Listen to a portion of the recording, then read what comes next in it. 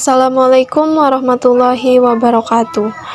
Alhamdulillahirabbil alamin, wassalatu wassalamu ala israfil anbiya'i wal mursalin wa ala alihi washabihi ajmain, amma ba'du.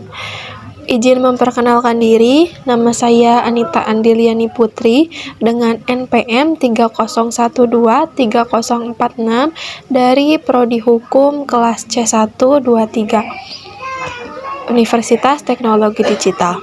Baik, di sini saya akan menjelaskan materi mengenai yang pertama, ma'rifatul insan, yang kedua, hakikatul insan, yang ketiga, taqwatul insan, yang keempat, nafsul insan, yang kelima, sifatul insan, dan yang keenam, hakikat ibadah. Saya akan menjelaskan mengenai ma'rifatul insan terlebih dahulu, di mana ma'rifatul insan mempunyai dua kata, yaitu ma'rifat dan insan.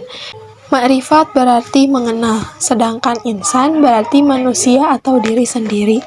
Jadi, ma'rifatul insan dapat diartikan mengenali diri sendiri.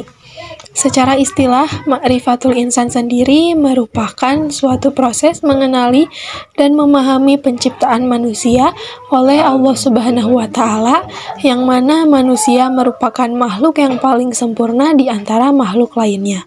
Yang kedua, hakikatul insan.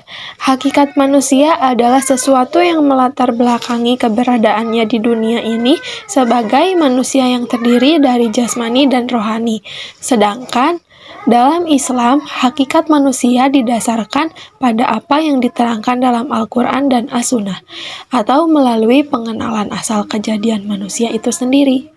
Kemudian, tujuan diciptakannya manusia dalam konteks hubungan manusia dengan Allah Subhanahu wa Ta'ala, serta memikirkan ciptaannya untuk menambah keimanan dan ketakwaan. Untuk yang ketiga, yaitu taqwatul insan. Allah Ta'ala membekali manusia dengan at-taqoh, yang berarti potensi. Allah Ta'ala menganugerahkan telinga kepada manusia yang dengannya ia dapat mendengarkan ajaran-ajaran agama Allah yang disampaikan kepadanya oleh Rasul-Rasul Allah. Dianugerahkannya pula manusia mata yang dengannya ia dapat melihat, memandang, dan memperlihatkan kejadian alam semesta ini.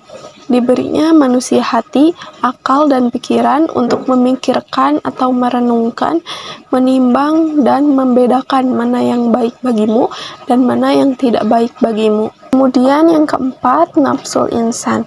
Jiwa manusia adalah pangkal kendali baik buruknya manusia secara keseluruhan.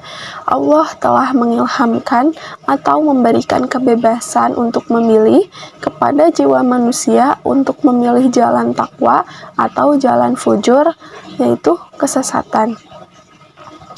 Dalam hadis dikatakan, Rasulullah SAW bersabda, Allah Ta'ala berfirman, Aku telah menciptakan hamba-hambaku dalam keadaan hanif, lalu syaitan datang kepada mereka, kemudian menyimpangkan mereka dari agama mereka. Hadis riwayat Muslim. Pilihan itu sangat potensial bersaing untuk mendominasi jiwa manusia. Bahkan bisa terjadi konflik berkepanjangan di antara keduanya. Yang berkepentingan pada kedua pilihan tersebut adalah nafsu dan ruh. Kemudian yang kelima, sifatul insan. Di dalam pembahasan madah, nafsul insan, kita sudah mengetahui bahwa Allah Ta'ala telah mengilhamkan kepada jiwa manusia jalan-jalan kefasikan. Manusia hendaknya selalu melakukan tazkiyah terhadap jiwanya, yakni dengan cara menghiasi dirinya dengan sifat-sifat mulia. Di antaranya adalah yang pertama, banyak bersyukur atau syakur. Yang kedua, penyabar atau sabur. Yang ketiga, belas kasih atau raufun. Keempat, kasih sayang atau rohimun. Yang kelima, lembut, santun, murah hati atau toleran. Keenam, suka bertaubat atau awah.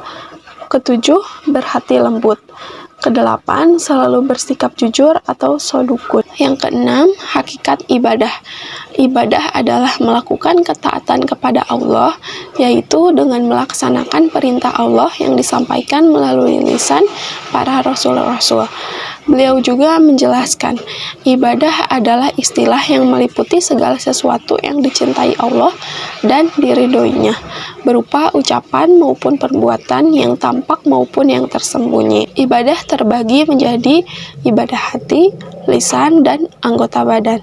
Sedangkan hukum-hukum yang berlaku dalam kerangka ubudiyah itu terbagi menjadi 5. Wajib, mustahab atau sunnah, haram, makruh, dan mubah. Masing-masing hukum ini berlaku meliputi isi hati, ucapan lisan, dan perbuatan anggota badan. Dengan memperhatikan pernyataan tersebut, maka dapat disimpulkan bahwa yang pertama, ibadah adalah tujuan hidup kita.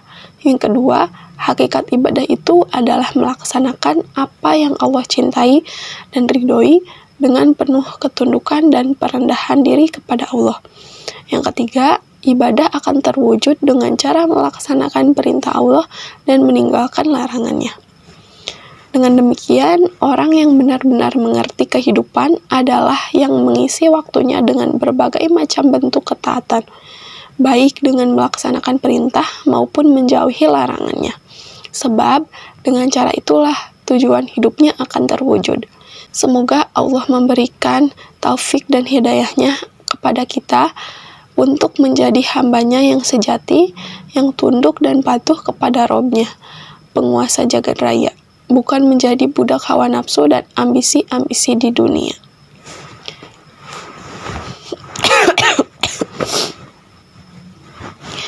Mungkin sekian pembahasan yang dapat saya sampaikan.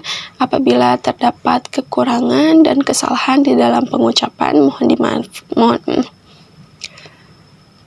Mungkin sekian pembahasan yang dapat saya sampaikan. Apabila terdapat kekurangan atau kesalahan di dalam penyampaiannya, mohon dimaafkan. Saya pamit undur diri. Wabillahi taufiq wal hidayah. Wassalamualaikum warahmatullahi wabarakatuh.